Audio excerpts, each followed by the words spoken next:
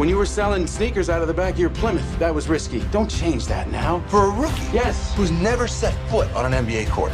That's the literal definition of rookie, yeah. Ben, what was it like directing Matt? You guys have been friends for 40 plus years, but you never directed him before. No, but to me, directing isn't about now I assume some command role. It's actually the opposite of that. I just try to direct movies in terms of the actors the way I'd like to be treated, which is make people feel comfortable, valued, and welcomed. And I couldn't feel more comfortable with Matt, and I was really glad to have him there, just because it helped make everybody else feel good and open and glad to be there. And honestly, it didn't feel any different at all. In retrospect, I was like, having worked with him, even when we weren't doing movies together, we had a production company together, a smaller company, and we developed stuff and wrote. So he's always been in my life, and collaborating with him is second nature. Did you go to Phil and Michael and tell them about the story that you were going to depict in Air? Just Michael. I didn't want to approach or accept or anything or ask anything of Nike because I didn't want to feel pressure or be accused of making a commercial or propaganda. I wanted to be free to really tell the story as I believe took place. However, I did speak with Michael because I just wasn't going to make a movie that involved him because he's such an important and iconic figure, and especially important to some people. And I just had to be respectful of that. And I asked him what, even though we're going to change some details and compress this, shorter and not have, it be such an elaborate, lengthy, it's not a 10-hour series. But I didn't want to violate anything that was really meaningful or true to him. And so I wanted to know what that was. And ironically, what he told me was about Raveling, about Howard White, and the role that his mother played in his life. And those three things turned out to be key to the movie.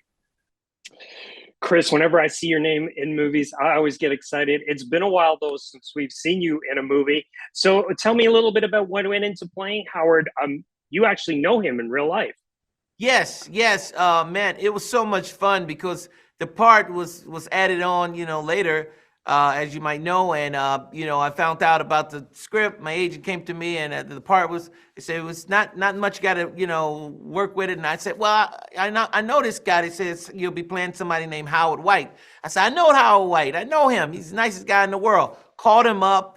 He was so gracious to walk me through his life, to really give me some insight of him, talk to all these people, to find out how he was as a kid, his high school teachers, coaches, people who rode bikes with him in the neighborhood. So he really did help me out a lot to embody to get his spirit and his positive ways and stuff, and to put it into character.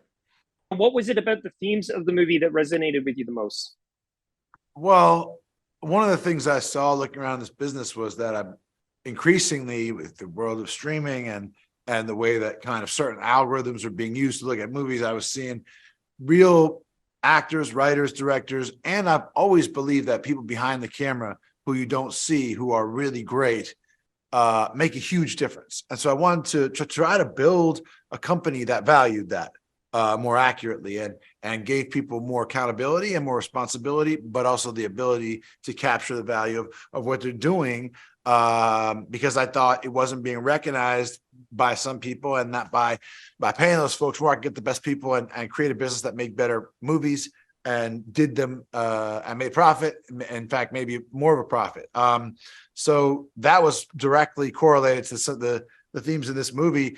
And then this movie drew in these incredible cast. It's about a hero of mine, or it's about the admiration for a hero of mine. Michael's not actually appear in the movie. It's about the people around Michael Jordan.